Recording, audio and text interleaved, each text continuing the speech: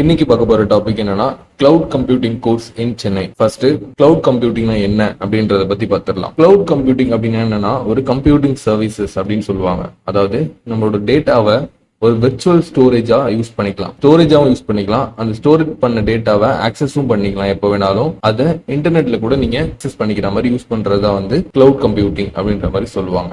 ஏன் cloud computing important அப்படின்றத பத்தி இப்போ பார்க்கலாம். கிளவுட் கம்ப்யூட்டிங் ஒரு பிளெக்சிபிள், ஸ்கேலபிள், காஸ்ட் எஃபெக்டிவான ஒரு ரிசோர்சஸ் தான் கிளவுட் கம்ப்யூட்டிங் அப்படின்னு சொல்லுவாங்க. இது இன்டர்நெட் மூலியமாவே இதை நம்ம ஆக்சஸ் பண்ண முடியும்.